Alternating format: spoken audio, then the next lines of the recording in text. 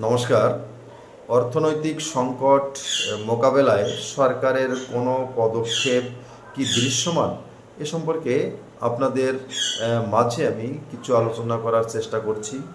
আপনারা ইতিমধ্যে সকলেই অবগত হয়েছেন বাংলাদেশের ব্যবসায় মন্দা, অর্থাৎ ব্যবসা বাণিজ্য খুবই খারাপ যাচ্ছে। ব্যবসায়ীদের সময় খুব খারাপ যাচ্ছে, ভালো ব্যবসা হচ্ছে না। এছাড়া আরেকটা বিষয় আপনারা হয়তো ইতিমধ্যে শুনেছেন, বর্তমান বছরে 4 মাসে সরকারের রাজস্ব ঘাটতি হয়েছে 17,000 কোটি টাকা। অর্থাৎ 17,000 কোটি টাকা রাজস্ব ঘাটতি বর্তমান বছরের 4 মাসে হয়েছে। অর্থনৈতিক অবস্থা সংকটময়, অর্থাৎ খুবই খারাপ, গভীর উদ্বেগের বিষয়। অর্থনৈতিক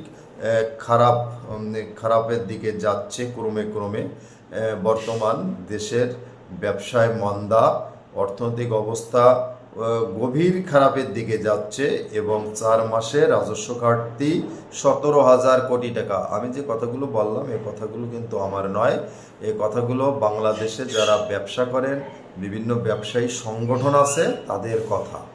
আজকে বর্তমান সরকার অর্থনৈতিক মোকাবেলার জন্য, অর্থনৈতিক সমস্যার সমাধানের জন্য এমন কোনো পদক্ষেপ কি গ্রহণ করেছে যে আপনার কাছে দৃশ্যমান বা আমাদের কাছে দৃশ্যমান? আমি কিন্তু এ ধরনের কোনো পদক্ষেপ জানি না। তবে একটা দেশ পরিচালনার জন্য যে বিষয়গুলো সবচেয়ে বেশি জরুরি সেগুলো হচ্ছে দেশের অর্থনৈতিক নিরাপত্তা এবং অন্য আরও কতগুলো বিষয় আছে যা আমি সবাই জানি। আজকে দেশের ব্যবসা বাণিজ্য যদি উন্নত না ঘটে এবং বেকার সমস্যা রেগুলার বৃদ্ধি পাচ্ছে, আপনারা সকলে জানেন। ব্যবসা বাণিজ্য খারাপ হলেই চাকরি কমে যায়, অনেককে চাকরি থেকে বহিষ্কার করা হয়, বাদ দেওয়া হয়, বেকার সমস্যা বৃদ্ধি পায়। ব্যবসায়ীরা স্পষ্ট বলেছে তারা কর দিতে পারছে না, টাকার অভাবে ব্যবসা ভালো না, কর দিতে পারছে না, অনেক শিল্প প্রতিষ্ঠান বন্ধ হয়ে যাচ্ছে।